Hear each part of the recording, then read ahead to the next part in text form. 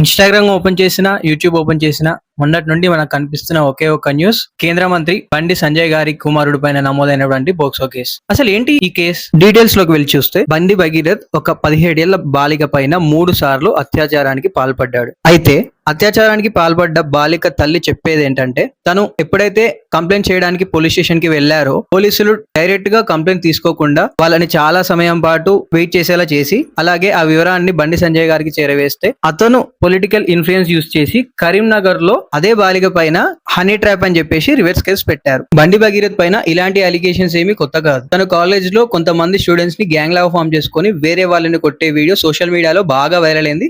ఇప్పుడు నేను ఆ వీడియో డిస్ప్లే చేస్తాను, చూడండి. మే 8న కేసు ఫైల్ అయితే, మే 11 అంటే ఇవాల్టి వరకు కూడా ఎలాంటి ఇంటరాగేషన్ లేదు, ఎలాంటి యాక్షన్ తీసుకోలేదు. ఇది ఇలా ఉండగా చిన్న చిన్న న్యూస్ హైలైట్ చేసే news papers and news channels ఒక సెంట్రల్ మినిస్టర్ కొడుకు పైన నమోదైనటువంటి పోక్సో కేసు గురించి ఎందుకని పబ్లిష్ చేయట్లేదు, ఎందుకని టెలికాస్ట్ చేయట్లేదు? ఇదేమి నేను ఊరికే చెప్పట్లేదు. ఇది ఈనాడు యొక్క 9th డే పేపర్, అంటే కేసు పెట్టిన నెక్స్ట్ డే పేపర్. ఇది 10th డే పేపర్. ఇది 11th డే అంటే ఇవాళ. అండ్ ఇది ఆంధ్రజ్యోతి యొక్క ఈ రోజు పేపర్. న్యూస్ పేపర్ లో, న్యూస్ ఛానల్లో పెద్దగా వైరల్ ఏమీ కాని వీడియో సోషల్ మీడియాలో బాగా వైరల్ అయింది due to influencers and YouTubers. ఇదే ఒక పోక్సో కేసు ఒక సామాన్యుడి పైన పెట్టుంటే ఈ పాటికి వాడు జైల్లో ఉంటుండే. చాలా తక్కువ మంది పొలిటీషియన్స్ దీనిపైన రియాక్ట్ అయ్యారు. అందులో కొంతమంది రియాక్షన్స్ ఏంటో ఇప్పుడు చూద్దాం. ఎంత ముచ్చాగా మాట్లాడుతున్నాడు. బండి సంజయ్ గుర్తుందా? ఒక బిడ్డ లాంటి పిల్లని పట్టుకొని ఈరోజు తన కొడుకు లంగ పని చేస్తే తప్పించడానికి వివిధ రకాల ప్రయోగాలు చేస్తున్నాడు. హైదరాబాద్ లో జూబ్లీ హిల్స్ లో నివాసం ఉంటున్న బండి సంజయ్ గారి ఇంటికి వీళ్ళని తీసుకుపోయినారు. ఆ అమ్మాయి తన బాధతో వెళ్ళబోతున్నది. మీ కొడుకు వీడియో చేసిండు, వీడియోలు ఇట్లున్నాయి, చాటింగ్లు ఉన్నాయి, అవన్నీ ఉంటాయి. బండి సంజయ్ గారు చెప్పింది ఏంటంటే, మీ బిడ్డ ఎంత మందితో తిరిగిందో ఏందో నాకు తెలియదు. నేను మాత్రం దీనికి ఒప్పుకునే సవాలే లేదు.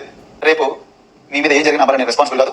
నకరా చేయకూడదు, ఇక్కడ నుంచి వెళ్ళిపోయి ఏదంటే సెటిల్ చేసుకుందాం. తన కొడుకు పైన ఇన్ని severe allegations and POCSO case file అయినా బండి సంజయ్ గారు ఎందుకు రియాక్ట్ అవ్వట్లేదు? ఈ విషయంపై బీజేపీ రాష్ట్ర అధ్యక్షుడు రామచంద్రరావు గారు స్పందిస్తూ, కుమారుడు చేసిన పనికి తండ్రికి సంబంధం లేదని, ఇది పూర్తిగా వ్యక్తిగత విషయం అని స్పష్టం చేశారు. కుమారుడు చేసిన తప్పుకి తండ్రికి సంబంధం లేదంటున్నారు సార్, ఓకే. మరి ఏం అర్హత ఉంది అని చెప్పేసి, ఏం సంబంధం ఉందని చెప్పేసి బండి భగీరథ్ కి పీఎం మోదీ గారితో ఫోటో దిగే అవకాశం వచ్చింది? మనలాంటి జనాలు దీని నుండి ఏం అర్థం చేసుకోవాలి అంటే, చట్టం లీడర్స్ కి ఒకలా ఉంటుంది, సామాన్యులకు ఒకలా ఉంటుంది అని అర్థం చేసుకోవచ్చా? Think again viewers. Is this the failure of government or police department? Please do subscribe to get more informative videos like this. Thank you.